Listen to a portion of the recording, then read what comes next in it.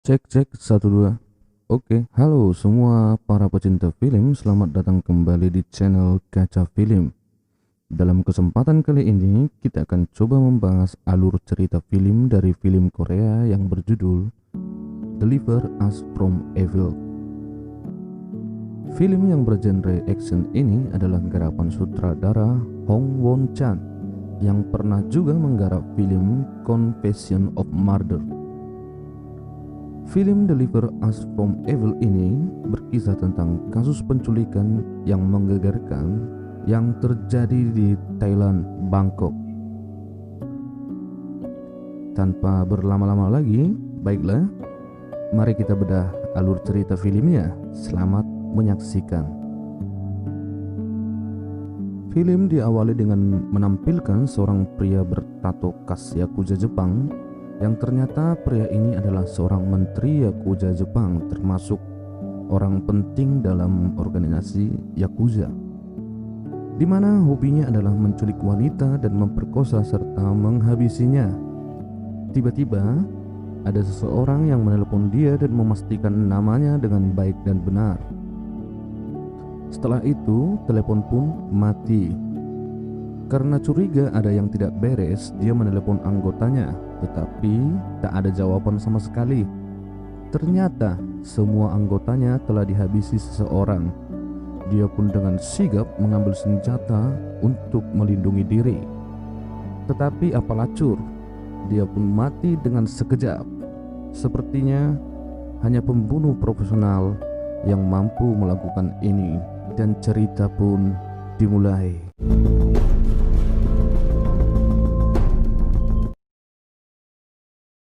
Setelah selesai dengan tugas pembunuhannya, kita ketahui ternyata dia adalah pembunuh bayaran yang bernama Innam. Dan ini adalah sebuah misi terakhirnya, dan dia berencana untuk pensiun dini dari kejamnya dunia persilatan ini. Setelah selesai semua urusan administrasinya, dia pergi minum-minum mabok di sebuah kafe. Di saat mabok, dia pun melihat sebuah lukisan di dinding kafe itu. Ternyata lukisan itu berada di Panama. Dan dia pun merencanakan untuk pensiun dan bersantai-santai di Panama. Sepulangnya dari kafe, dia segera mencari informasi tentang Panama. Tiba-tiba, telepon pun bergetar. Orang di seberang telepon mengatakan bahwa ada seseorang yang mencarinya. Orang tersebut berada di Bangkok. Innam pun dengan gaya dinginnya mengatakan, "Bilang saja, aku sudah mati." Oke, kita ke orang yang menelponnya tadi. Ternyata yang mencarinya adalah mantan pacarnya yang sudah lama berpisah. Sedikit informasi tentang mantan pacarnya ini. Nama mantannya ini adalah Yongjo dan memiliki seorang putri bernama Yumin. Yongjo tinggal di Bangkok dan bekerja sebagai pengusaha real estate. Singkat cerita, Yumin pun diculik oleh orang yang bekerja sama dengannya dalam hal bisnis real estate tadi, di mana rekannya ini mengetahui bahwa Yongjo memiliki banyak uang di rekeningnya. Yongjo melaporkan hal ini ke pihak kepolisian Thailand, tetapi pihak kepolisian menangani banyak kasus penculikan yang belum selesai, sehingga membuat Yongjo seakan putus asa. Tak tahu lagi mengadu kemana, dia pun berinisiatif menghubungi mantan pacarnya yaitu Innam. Saat di kantor polisi, dia dihubungi seseorang yang mengatakan bahwa Yomin sudah ditemukan. Tetapi orang yang menghubunginya mengatakan tak usah beritahu kepada polisi. Dalam keadaan bingung dan gelisah, dia pun segera berlari untuk bertemu dengan putrinya Yomin. Ternyata itu hanyalah sebuah jebakan. Yongjo pun dibunuh dengan keadaan yang sangat mengenaskan, di mana organ dalamnya diambil semua untuk dijual lagi. Sungguh sangat sadis. Untuk kita ketahui bersama, ternyata Innam adalah mantan pasukan khusus. Sekitar 8 tahun lalu, Innam dan bosnya melakukan operasi rahasia, di mana operasi ini adalah operasi ilegal, sehingga Innam dan bosnya diburu pemerintah dan departemen mereka pun dibubarkan. Inam pun diperintahkan bosnya untuk kabur ke luar negeri demi keselamatannya. Sebelum dia kabur ke luar negeri, dia menemui Yongjo untuk mengucapkan salam perpisahan. Walaupun berat, tapi harus dijalani. Sungguh kisah cinta kasih tak sampai. Saat mereka sedang sedih-sedihnya, datanglah agen pemerintah yang ingin memburunya. Sehingga terjadilah perkelahian sadis yang tak terelakkan di depan mata Yongjo.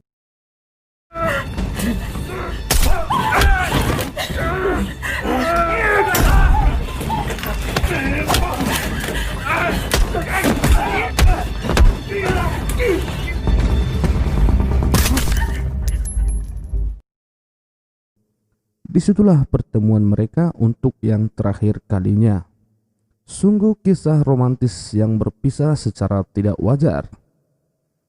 Kita kembali ke Inam. Saat sedang mabuk di kamarnya, telepon pun berdering dan mengatakan bahwa Yongjo sudah meninggal dan mayatnya sudah dikirim ke Korea. Dia pun segera berangkat ke Korea dan mengambil mayat mantan kekasihnya tersebut untuk dikremasi. Semua barang-barang peninggalan Yongjo diserahkan kepada Inam. Dan dia pun menanyakan kabar Yomin, yang ternyata Yomin belum ditemukan pihak kepolisian Thailand. Di tengah perjalanan, saat ingin membuang abu jenazah Yongjo, dia pun melihat isi dompet Yongjo. Di sana, Inam melihat foto Yomin, dan dia pun masih terngiang-ngiang akan Yomin. Sampai saat ini, Inam tidak mengetahui bahwa ternyata Yomin adalah anak kandungnya. Di malam harinya dia pergi menjumpai mantan bosnya. Di sana mereka bercerita bahwa pada saat kepergian si Inam ke luar negeri, Yongjo curhat kepada bosnya bahwa dia mengandung anaknya Inam. Mendengar hal ini, Inam pun tampak emosi dan marah, tetapi dengan cara diam. Dan dia pun merencanakan pembalasan kepada orang yang telah membunuh kekasihnya dan menculik anaknya tersebut. Di sisi lain, akibat dari perbuatan Inam di masa lalu, yaitu membunuh Menteri Yakuza Jepang di misi terakhirnya, ternyata orang yang dibunuh Inam adalah bukan orang sembarangan. Dia mempunyai saudara kandung bernama Rei, di mana Rei ini adalah seorang pembunuh sadis dan dijuluki si tukang jagal. Sekarang pun masalah Inam makin tambah runyam. Di satu sisi dia ingin balas dendam, di sisi lain dia diburu oleh Rei si tukang jagal yang menuntut balas. Akhirnya Inam pun pergi ke Bangkok untuk membalaskan kematian kekasihnya dan menemukan putrinya Yomin. Setelah mencari informasi ke sana kemari, akhirnya ketemulah Inam dengan rekan bisnis Yongjo yang telah disekapnya di dalam mobil. Di sana Inam pun mengorek informasi dari rekan bisnisnya tersebut. Dengan penuh rasa ketakutan, dia pun membongkar semua apa yang telah dilakukannya kepada Yongjo dan Yomin, sehingga akhirnya Inam pun menghabisi nyawanya. Selanjutnya, Inam sekarang fokus mencari penculik putrinya dan semua orang yang terlibat dengan penculikan akan dihabisinya. Inam pun mulai melakukan penyelidikan dengan menemui baby sister yang telah menjemput Yomin dari sekolah, yang ternyata bekerja sama dengan suaminya. Dia pun menginterogasi suami istri penculik itu. Ternyata Yomin sudah dijual kepada gangster Thailand spesialis penjual organ tubuh anak. Setelah selesai dengan penculikan pertama, kemudian dia berangkat mencari informasi lagi di kota Thailand yang tidak pernah dia kenali itu. Dia pun mencari orang buat membantunya dan juga sebagai penerjemah bahasa Thailand untuknya. Dan dia pun menemukan orang yang tepat, yang ternyata seorang waria. Nanti si waria ini akan mempunyai peran penting di film ini. Inam dan si waria ini melakukan rencana. Mereka berpura-pura untuk membeli ginjal anak Korea. Dan akhirnya mereka pun sampai di markas penampungan anak-anak yang telah diculik untuk diambil organnya. Si waria yang bertugas sebagai penerjemah mulai melakukan tugasnya dengan menanyakan bahwa Inam menginginkan anak Korea.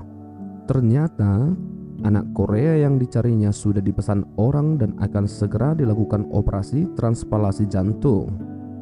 Inam pun bersedia membayar 2 kali lipat dari harganya. Tetapi petugas penjaga anak itu pun kesal dan menyuruh mereka keluar. Inam pun tak sabar dan menerobos masuk ke penampungan anak itu dan menunjukkan foto putrinya. "Apakah kalian pernah melihatnya?" begitu tanya Inam, dan diterjemahkan si waria. Tiba-tiba mereka pun ketahuan dan terjadilah pertarungan sengit dan sadis serta berdarah.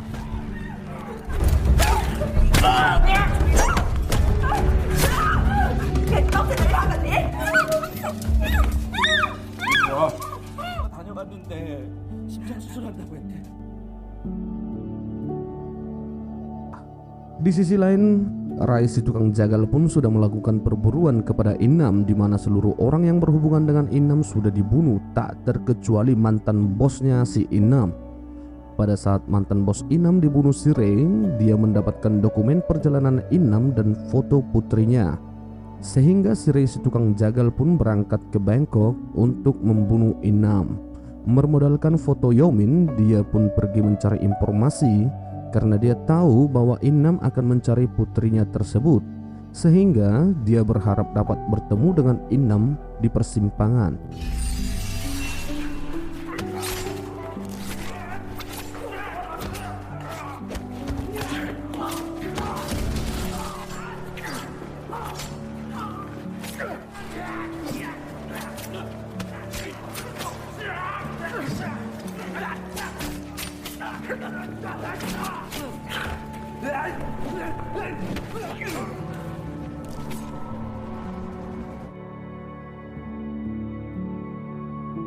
Akhirnya mereka pun bertemu di tempat penampungan anak itu. Sehingga terjadilah pertarungan antar profesional yang tidak terelakkan. Karena Inam buru-buru untuk menjemput putrinya, dia pun langsung kabur menyudahi pertarungan itu. Di tengah perjalanan, ternyata si waria sudah ditangkap polisi. Ini membuat Inam pergi mencari sendiri putrinya. Sementara itu, pemilik penampungan anak si Trevor, sang bandar narkoboy, sangat marah karena kejadian itu. Dia pun menugaskan anak buahnya untuk memburu Inam dan Ray karena mereka sudah mengganggu tempat usahanya. Inam pun pergi ke tempat pengoperasian anak ilegal yang mana putrinya akan dioperasi di sana.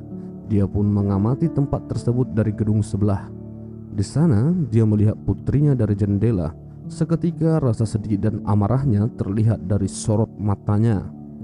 Tak selang berapa lama, seseorang pun datang mengambil Yomin untuk dilakukan transplantasi organ jantungnya. Inam pun mengejarnya, tetapi tiba-tiba ada yang menghadang mobilnya. Ternyata si Ray. Pertarungan tembak-tembakan pun tak terelakkan lagi. Ray memberondong Inam dengan hujan peluru secara membabi buta. Di tengah pertarungan mereka, polisi pun datang untuk menangkap mereka berdua. Namun, naas bagi polisi, Ray yang sudah kepalang tanggung langsung menghabisi semua polisi. Di sini, Inam pun berhasil kabur dari Ray. Inam melanjutkan perjalanan mencari putrinya sampai akhirnya ketemu di ruang operasi. Setelah itu, dia dan putrinya pergi ke losmen untuk sembunyi sementara waktu.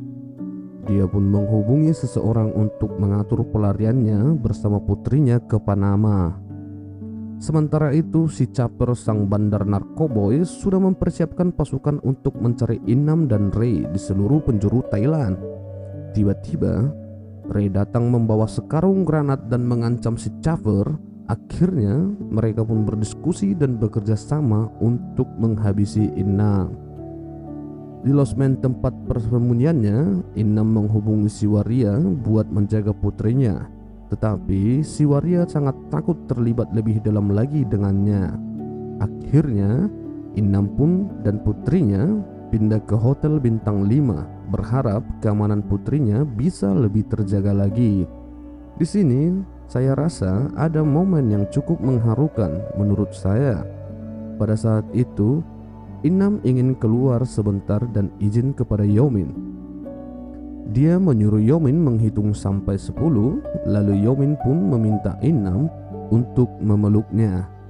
Inam yang janggal dengan kejadian ini memeluk Yomin dan menangis.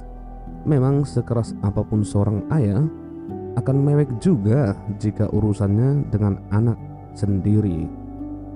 Sepulang dari luar dan kembali ke hotel, dia sudah dihadang pasukan si Cafer, sehingga terjadilah pertarungan berdarah dan sengit. Inam pun mendapat luka tusukan di tubuhnya dan pukulan bertubi-tubi. Sesampainya di kamar hotel, dia sudah ditunggu si Ray, si tukang jagal. Dia langsung berteriak memanggil nama putrinya karena dia sudah tidak tahu lagi di mana Yomin berada. Hal itu membuat dia dipukuli oleh pengawal si Cafer. Setelah si Inam pingsan karena luka tusuk dan dipukuli, si Ray pun membunuh para pengawal si Cafer. Ray mengatakan bahwa dialah yang berhak membunuh Inam, bukan si Cafer.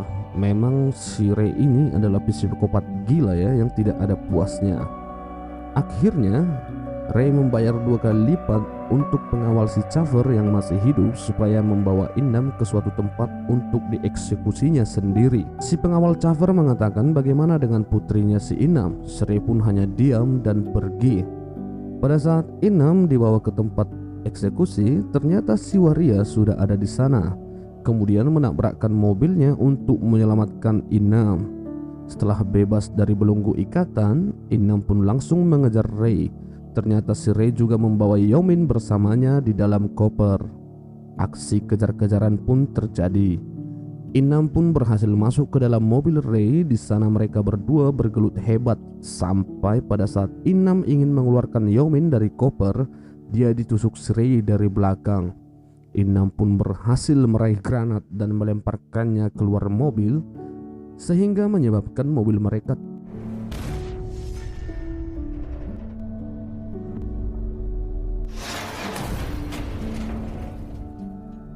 Inam pun berusaha mengeluarkan Yomin dari koper dan memeluknya. Tak lama si waria pun datang dan menyelamatkan Yomin.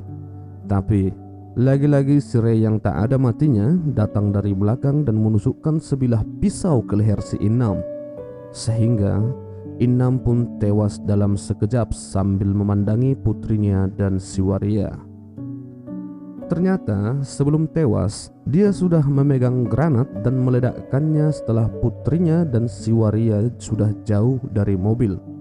Dan akhirnya ledakan pun terjadi. Inam dan Ray tewas bersama di mobil itu.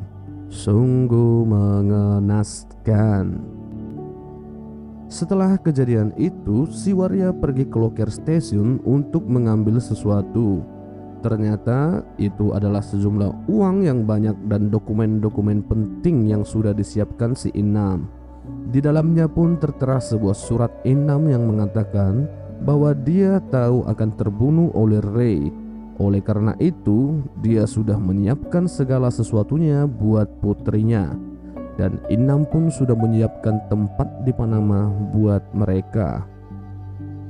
Si waria dan Yomin pun berangkat ke Panama dan hidup bahagia di sana. Film pun tamat.